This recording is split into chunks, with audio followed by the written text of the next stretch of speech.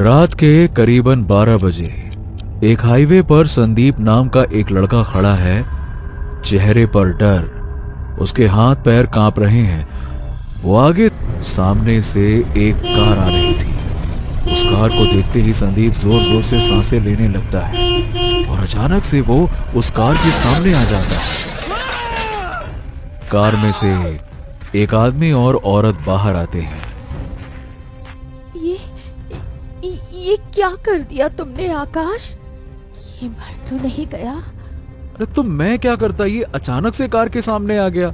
लगाया ब्रेक मैंने, तब तक क्या बताऊं, कहीं मर तो नहीं गया ये। नब्ज चेक करो उसकी। आकाश नब्ज देखता है और दीपा से आकर कहता है, अरे दीपा, ये तो मर चुका है, अब हम क्या करें? एक काम करते हैं, इसको यहीं छोड़ देते हैं, किसी को पता नहीं चलेगा। क्या मतलब है, अंधेरा है, सब कुछ है, किसी ने नहीं देखा होगा। हमारी कार से एक्सीडेंट हुआ है, अगर हम इसे ऐसी हालत में छोड़कर चले गए तो हिट एंड रन का केस बन जाएगा, तुम जेल चले जाओगे। क्या बात कर रही हो? तो क्या करें? इसको हॉस्पिटल ले जाना पड़ेगा। अरे तो इसकी तो जान निकल चुकी है, हॉस्पिटल ले जाके क्या करेंगे? वो सब डॉक्टर देख लेगा, हमें अपना काम कर देना चाहिए। जल्दी हॉस्पिटल लेकर चलते हैं इसको। वो दोनों संदीप की लाश को अपनी कार में रखते हैं और हॉस्पिटल की तरफ रवाना होते हैं। आकाश कार चला रहा था और दीपा फोन में मैप देख रही थी। सबसे नियरेस्ट हॉस्पिटल 13 किलोमीटर दूर है। हाँ दीपा, मैं गाड़ी तेजी से ही भगा रहा हूँ। एक काम करो, जरा तुम उसको देखो, वो थोड़ा बहुत मूव कर रहा हो क्या, सांसें वासें चल रही हो, कहीं से कुछ तो उम्मीद बची हो तो थोड़ा सा मेरी जान में जान आए। मैं देखो जरा उसको। दीपा पीछे की सीट पर मौजूद संदीप की लाश को टटोल कर देखती है। लगता है तुम सही कह रहे थे, इसकी जान निकल चुकी है, तुम जल्दी हॉस्पिटल चलो। आकाश कार चलाता रहता है। रोड बिल्कुल सुनसान था। सन्नाटा इतना था कि अच्छे सहम जाए। कुछ मिनट बाद आकाश को सामने सफेद साड़ी पहने हुए एक औरत दिखाई देती है। आकाश, ये औरत कौन है? अब ये क्या भला है यार। आकाश कार की स्पीड स्लो करता है और हॉर्न मारता है, पर वो औरत वहां से नहीं हिलती। आकाश कार को रोक देता है और खिड़की में से उस औरत की ओर झांक कर देखता है। वो औरत पास आती है। आकाश, ये तो हमारी तरफ ही आ रही है, अब क्या करें? हाँ, घबराओ मत, चिंता मत करो। वो औरत कार की खिड़की के पास आती है। आप कौन है बहन जी, और क्या चाहिए आपको? इस लाश को कहाँ ले जा रहे हो? अरे लाश नहीं है वो, ये जख्मी है, हम इसको हॉस्पिटल लेकर जा रहे हैं।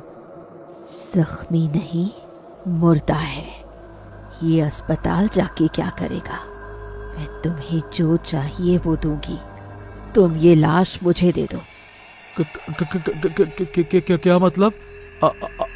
आपको लाश क्यों चाहिए? क्या बात कर रही हो आप? भूखी हूं मैं, इसकी हड्डियां चबानी है, मांस नोचना है। आकाश, चलो यहाँ से। आकाश जल्दी से कार आगे बढ़ाता है और वहां से निकल जाता है। आकाश, ये सब क्या हो रहा है? मुझे कुछ ठीक नहीं लग रहा दीपा। एक काम करते हैं ना, इस लड़के की लाश को यहीं छोड़ देते हैं। जो भी केस बनेगा बाद में देखा जाएगा, और हो सकता है कोई केस ही ना बने हमारे ऊपर, हम बच जाएं। हाँ ठीक है, मुझे भी अब ये कोई भूत प्रेत का चक्कर लग रहा है। इसकी लाश को यहीं छोड़ देते हैं। दीपा पीछे देखती है और चिल्लाती है, आकाश, लाश कहाँ गई? अरे बाप रे, ये कहाँ गया? आकाश गाड़ी रोककर बाहर आता है और आसपास देखता है। हे भगवान, ये हो क्या रहा है? ये कार में से लाश अचानक से गायब कैसे हो गई? दीपा, तुमने ठीक से देखा था ना? जहाँ भी गई हो, तुम घर चलो जल्दी से। जितनी तेज कार भगा सकते हो भगाओ, पर जल्दी चलो। दीपा और आकाश अपने घर आ जाते हैं। वो दोनों पति पत्नी थे जो अभी अभी अपने बेटे को हॉस्टल छोड़कर आए थे। आकाश, वो औरत ऐसा क्यों कह रही थी कि वो लाश को खाना चाहती है? अरे तुम डरो मत दीपा। अब हम घर आ गए हैं ना, अब जो हुआ है उसे भूल जाओ। अब सब भूल जाओ तुम। वो लड़का कौन था और उसकी लाश के साथ क्या हुआ होगा? देखो, अब समय के साथ हमें सारे आंसर्स खुद ही मिल जाएंगे। अभी डरने से कोई फायदा नहीं है। जल्दी से चलो, सो जाते हैं। ये फालतू की चीजें सोचने से कुछ नहीं होने वाला। फालतू में हमारा बीपी बढ़ेगा, हमारी तबीयत खराब होगी। दोनों सो जाते हैं और उसी रात दीपा को एक सपना आता है। दीपा उस रोड पर अकेली खड़ी हुई है। सामने वो लड़का संदीप खड़ा है। वो पूरी तरह से खून से लथपथ है।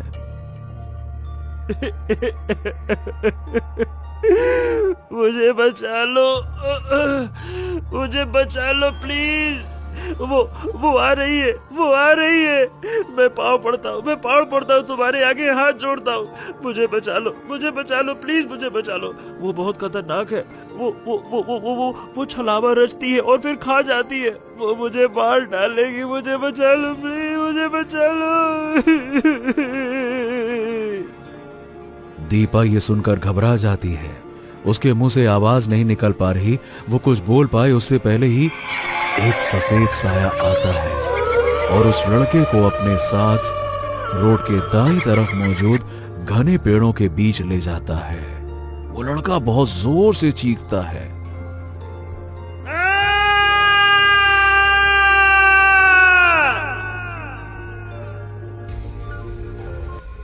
क्या हुआ दीपा? क्या बात है? क्या हो गया? वो लड़का मेरे सपने में आया। अरे यार, लगता है तुम्हारे मन में डर बैठ गया है। अब ये फालतू की चीजें दिमाग से निकालो। अब जो होना था सो हो गया, क्या कर सकते हैं उसमें। आकाश, मुझे कुछ समझ नहीं आ रहा, मैं क्या करूं? हाँ, देखो दीपा, अब इतना सब कुछ सोचने से कोई फायदा नहीं है। सो जाओ और अपने दिमाग से ये सारी बातें निकाल दो। मुझे भी नींद आ रही है। सो जाओ, चलो सो जाओ। अगली सुबह दीपा सोकर उठती है तो वो अपने फोन में देखती है कि उसके बेटे आर्यन की 8 मिस्ड कॉल पड़ी हुई हैं। वो जल्दी से आर्यन को फोन लगाती है। हेलो आर्यन, क्या हुआ बेटा? सब ठीक? अरे आप बताओ मम्मी, सब कुछ ठीक तो है ना? मैं कब से फोन लगा रहा हूँ आपको। कितनी चिंता हो रही थी मुझे। क्या करती हो आप? फोन क्यों नहीं उठाती हो? अरे ऐसे क्यों बात कर रहे हो? क्या हुआ? अरे मम्मा, जिस हाईवे से आप घर जाते हो ना, वहाँ रात को एक एक्सीडेंट हो गया। पुलिस को वहाँ एक बाइक और कुछ कपड़े मिले हैं और वो कपड़े और बाइक हमारे गेस्ट टीचर संदीप सर के हैं। हेलो मम्मा, हेलो मम्मा, मम्मा पापा आप ठीक तो हो ना? मम्मा पापा, आपने कोई ऐसा एक्सीडेंट देखा तो नहीं ना? हमने बेटा हमने कोई एक्सीडेंट नहीं देखा। पता है मम्मा, मेरे दोस्त कह रहे थे कि उस हाईवे पर कोई प्रेत आत्मा घूमती है जो छलावा रचती है और फिर लोगों को अपने साथ ले जाती है। बेटा तुम पढ़ाई पर ध्यान दो, इस सब में दिमाग मत लगाओ ज्यादा। अच्छा, मैं फोन रखती हूँ, मैं बाद में बात करूंगी। दीपा जल्दी से आकाश को जगाती है और आर्यन ने जो कुछ कहा वो सब कुछ उसको बताती है। आकाश दीपा को घर के अंदर रहने को कहता है और खुद बाहर जाता है। अपनी कार को वो अच्छे से साफ करता है। उस पर खून के कुछ निशान रह गए थे, उन्हें वो घिस घिस के साफ करता है। कार की सीट भी हटा देता है क्योंकि उसमें भी खून लग चुका था।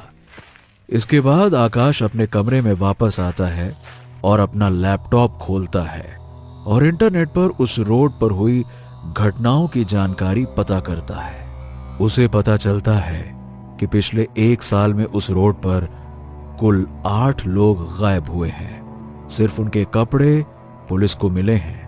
आकाश को कुछ भी समझ नहीं आ रहा था कि आखिरकार ये हो क्या रहा है, लेकिन उसके दिमाग में एक अलग ही प्लान चल रहा था। फिर से रात होती है।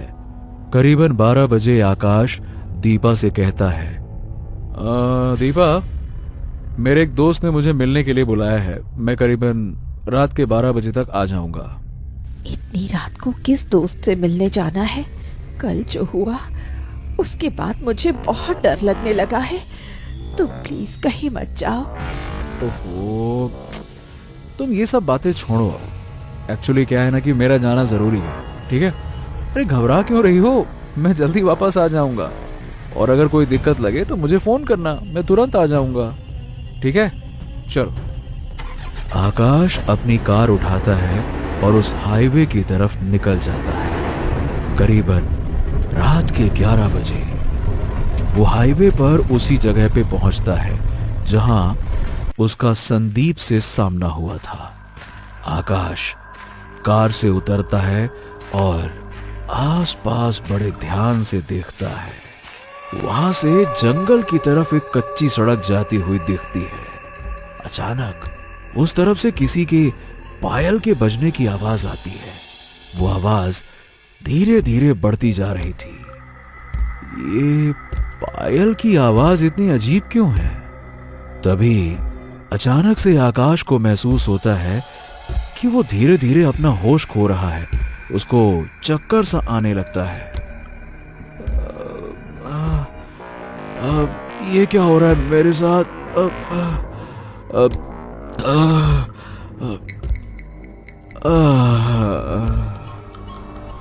कुछ देर में आकाश पूरी तरह से अपना होश खो देता है। वो अब उस छलावे के चंगुल में फंस चुका था। उसके दिमाग पर अब उस प्रेत आत्मा का कंट्रोल था। आकाश एक पेड़ के पास जाता है और जोर जोर से उस पेड़ पर अपना सर मारने लगता है। तभी एक कार में एक आदमी आता है और जल्दी से आकाश को कार के अंदर बिठाकर वहां से निकल जाता है। और वो आदमी रोहित था, संदीप का बड़ा भाई। ओ माय गॉड, लगता है ये भी उस छलावे के वशीकरण में फंस गया, इसीलिए खुद की जान लेने के लिए तैयार हो गया। कुछ देर बाद आकाश को होश आता है।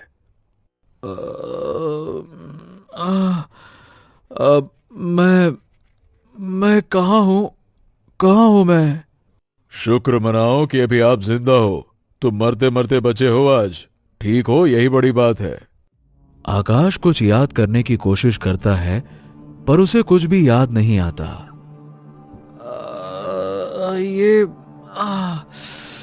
मेरा सर भारी हो रहा है। ये बताओ, ये सब कुछ क्या हो रहा है मेरे साथ? वही हो रहा है जो उस हाईवे से गुजरने वाले लोगों के साथ में होता है। मैंने पता किया इसके बारे में। यहाँ एक प्रेत आत्मा रहती है जो एक पायल की आवाज निकालती है। उस पायल की आवाज को जो कोई भी सुनता है ना, वो पागल हो जाता है और किसी ना किसी तरीके से अपनी जान लेने की कोशिश करता है। कोशिश क्या करता है? जान ही ले लेता है। और फिर जब वो इंसान मर जाता है तो वो प्रेत आत्मा उसको अपने साथ ले जाती है। हाँ, कहाँ ले जाती है ये किसी को नहीं पता। फिर उस इंसान के कपड़े बचते हैं रोड पर।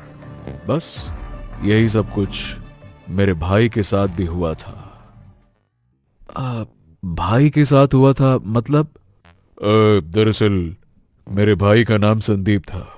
यहां से कुछ दूर पर एक स्कूल है, वहां पर वो गेस्ट टीचर हैं। कल रात वो अपनी ड्यूटी पूरी करके वापस आ रहा था, तब यहीं पर उसकी बाइक खराब हो गई। संदीप की रोड पर बाइक खराब हो जाती है। वो उसे ठीक करने की कोशिश करता है। अरे यार, धत तेरे की। हे भगवान, इतनी रात को इस हाईवे पर इस बाइक को अभी खराब होना था। फंस गया मैं तो यहाँ पे। अब इस जगह के बारे में एक तो बहुत सारी अफवाहें सुन रखी हैं, तो क्या बोलूं। भैया को फोन लगाता हूँ। हेलो भैया। हाँ हेलो। हाँ संदीप, कहाँ है? अभी तक घर क्यों नहीं आया? अरे क्या बताऊं भैया, मैं यहाँ ये वो हाईवे में फंस गया हूँ। वही वाला हाईवे जहाँ की अफवाहें हैं, वहाँ पे फंस गया हूँ। मेरी बाइक खराब हो गई है। आप मुझे लेने आ सकते हो क्या? ओ चल ठीक है, मैं अभी आता हूँ। और भैया थोड़ा सा जल्दी आना, मैंने सुना है कि इस रोड पर छलावा है और जो उस छलावे में फंस गया वो आत्महत्या कर लेता है। अरे ये सब फालतू की बातें हैं, तो इन सब बातों पे ध्यान मत दे, मैं अभी आता हूं थोड़ी देर में। और जब मैं यहां पहुंचा तो मुझे संदीप कहीं नहीं मिला, उसका फोन भी बंद आ रहा था। मुझे कुछ समझ नहीं आया कि मैं क्या करूं। अगली सुबह पुलिस को उसकी बाइक और कपड़े मिले। कुछ नहीं पता कि वो कहां चला गया, कहां गायब हो गया, किसी को कुछ नहीं पता। ओह, लगता है उस छलावे के वशीकरण में आकर ही संदीप ने मेरी कार के सामने कूदकर अपनी जान दे दी थी। पर यह बात मैं इसको बताऊं या नहीं बताऊं? नहीं नहीं नहीं, अभी सही समय नहीं है बताने का। अब आगे क्या सोचा है? मुझे ये पता करना है कि वो प्रेत आत्मा लाश को कहां ले जाती है। उसके लिए मेरे पास एक प्लान है। मैंने तुम्हारी जान बचाई है, क्या तुम मेरे प्लान में मेरी मदद करोगे? बताओ। हाँ हाँ, जरूर जरूर, क्यों नहीं। पर पहले ये तो बताओ तुम्हारा प्लान क्या है? रोहित आकाश को अपना प्लान बताता है। ठीक है, मैं तैयार हूं ये सब कुछ करने के लिए। ठीक है। आकाश दीपा को फोन करके कह देता है कि उसको आने में थोड़ी देर हो जाएगी। इसके बाद वो अपनी कार जो उसने रोड पर ही छोड़ दी थी उसमें जाकर बैठ जाता है। रोहित रोड पर घूमने लगा था। उसके कान में ईयरपॉड्स लगे हुए थे। आकाश ने भी कान में ईयरपॉड्स लगा रखे थे और कार के शीशे बंद किए हुए थे ताकि उसको कुछ भी सुनाई ना दे। कुछ देर बाद पायल की वो आवाज आनी शुरू होती है। अब समय आ गया। रोहित जल्दी से अपने ईयरपॉड्स में म्यूजिक चालू कर देता है ताकि पायल की आवाज दब जाए और वो वशीकरण से बच सके। इसके बाद वो एक पेड़ के पास जाकर अपना सर मारने का नाटक करने लगता है। वो उस भूतनी को यह दिखाना चाहता था कि वो उसके बस में हो चुका है, जबकि वो पूरी तरह से होश में था। पेड़ में सर मारते हुए वो नीचे गिर जाता है और मरने का नाटक करता है। आकाश अपनी कार में बैठा हुआ चुपचाप ये सब कुछ देख रहा था। हे भगवान, पता नहीं अब क्या होगा। और कुछ देर बाद सफेद साड़ी पहने एक भूतनी रोहित के पास आती है और रोहित को उठाकर अपने साथ ले जाती है। वो उस कच्ची सड़क की ओर चली जाती है। आकाश भी उसको फॉलो करने लगता है। वो भूतनी रोहित को एक गुफा के अंदर ले जाती है। उस गुफा में एक तांत्रिक बैठा हुआ था और आसपास बहुत सारे लोगों की हड्डियां पड़ी हुई थी। वहीं संदीप की भी लाश पड़ी थी। ले बाबा, ले आई मैं एक और शिकार। ये 9वां शिकार है। बहुत खूब। इसी तरह से 21 लोगों की बलि देनी होगी, तब जाके तेरी आत्मा को मैं मुक्त कर पाऊंगा। आकाश ने उस कच्ची सड़क पर अपनी गाड़ी खड़ी की हुई थी। वो अपने लैपटॉप में गुफा का पूरा सीन देख पा रहा था क्योंकि रोहित की शर्ट में एक कैमरा लगा हुआ था। बाप रे बाप, ये तो मेरी सोच से कई गुना ज्यादा खतरनाक मामला है। अंधविश्वास के नाम पर इतने सारे लोगों की जान ले चुका है ये तांत्रिक। पर समझ नहीं आता ये ऐसा कर क्यों रहा है। आकाश जल्दी से पुलिस को फोन लगाता है। गुफा में तांत्रिक हवन कर रहा है। रोहित मुर्दा होने का नाटक कर रहा था और वो अपने मन में सोचता है कि हे भगवान, कहीं ये पागल तांत्रिक अब मेरी बलि ना दे दे। पता नहीं आकाश कब तक आएगा। जल्दी आजा मेरे भाई, नहीं तो ये तो मुझे मार डालेगा। ओम ह्रीं क्लीं चामुंडाय नमः। ओम ह्रीं क्लीं चामुंडाय नमः। हाँ, इस लाश का अंगूठा काटने का समय आ गया है। क्यों, तैयार है तू? तैयार हूँ बाबा। वो भूतनी एक कुल्हाड़ी लेकर आती है और तांत्रिक को दे देती है। तांत्रिक रोहित के पास जाता है। हे भगवान, ये तो मेरा अंगूठा काटने वाला है। जल्दी से आजा आकाश, प्लीज जल्दी से आजा। अगर इस तांत्रिक को पता चला कि मैं जिंदा हूँ, ये तो पहले मुझे जान से मारेगा, बाद में मेरा अंगूठा काटेगा।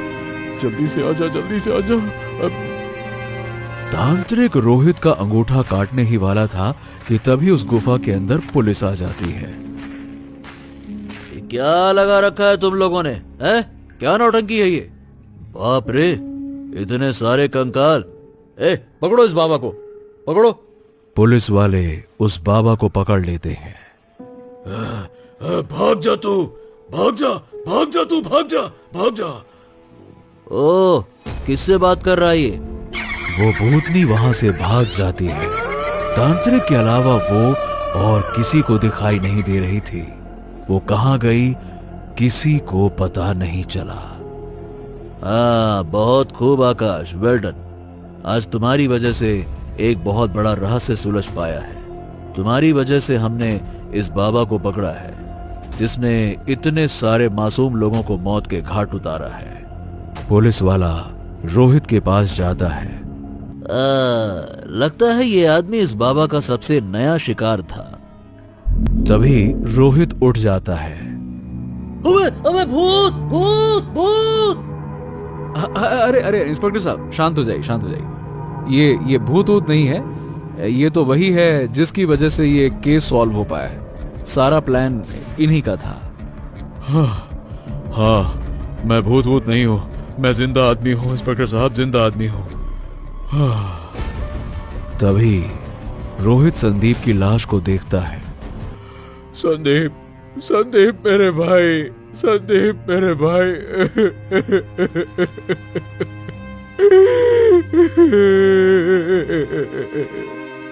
संदीप अपने भाई की लाश को गले लगाकर रोता रहता है। आकाश ये सब कुछ देख रहा था।